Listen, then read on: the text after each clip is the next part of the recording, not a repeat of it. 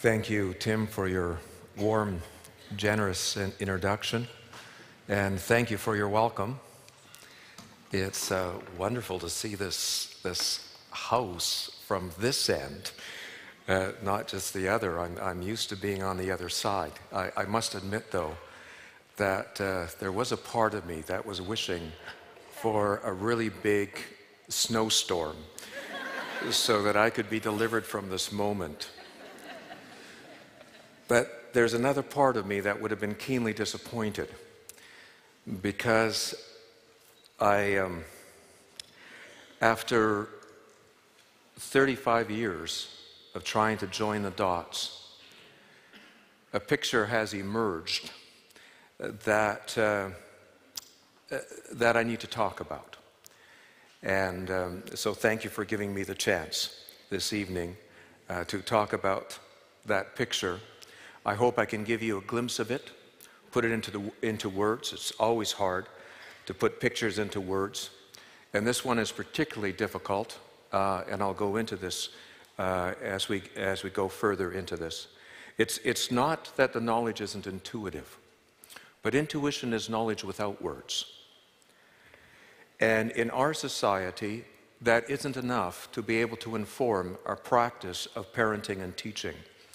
We need to become conscious now of certain things that we never needed to become conscious of before. Culture was able to take care of a lot of things through its tradition, through its rituals. And now, as we know, society has taken an economic turn.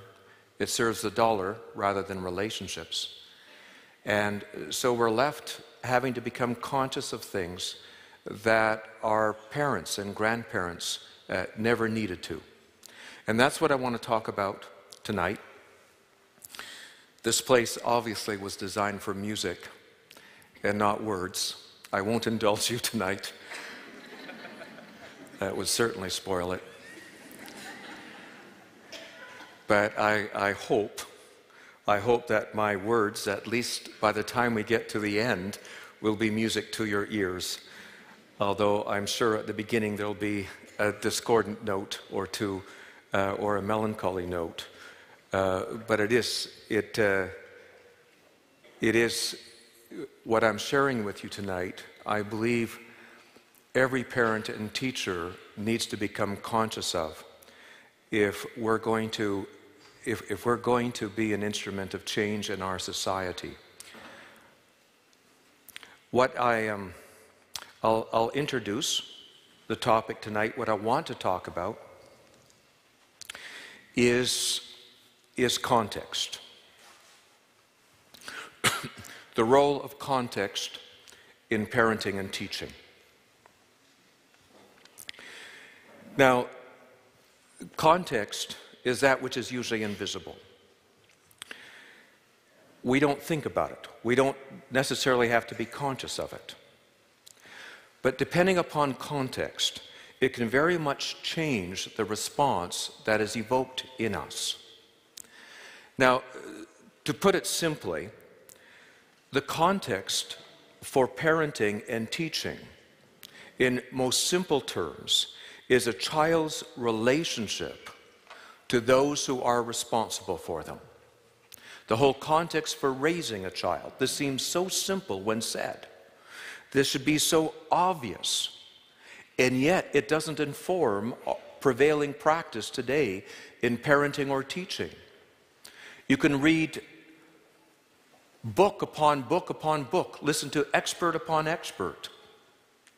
There's not a course in our universities today in teaching that actually focuses on the student-teacher relationship.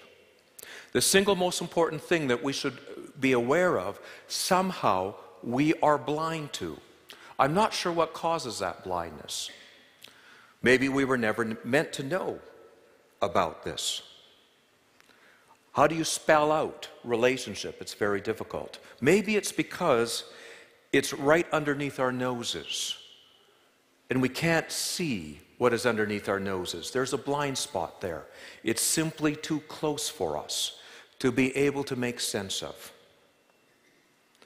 It seems to me that when we do see it, it becomes so self-evident that we see it all over the place.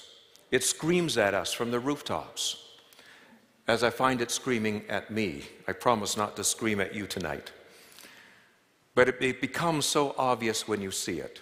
Now, I know that I am, in a sense, preaching to the choir here this evening.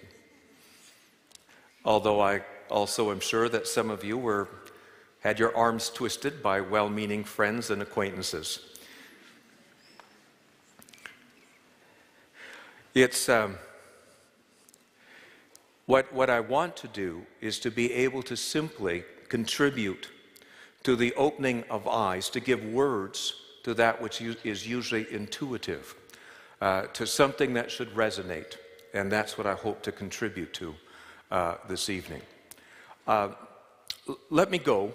Before I begin, I'd like to just take a look at the term context, because I'm going to use it as a theme as I unfold the material this evening. Context literally means con, with, text, the words. What comes with the words?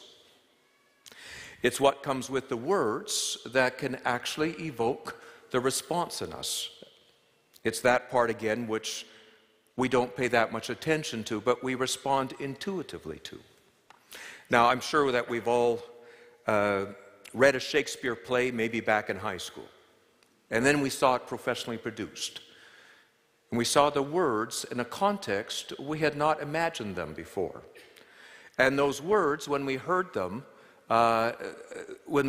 presented, evoked a completely different response than when we had read them. Macbeth, Julius Caesar, Hamlet. Let me illustrate by a very common phrase, I love you.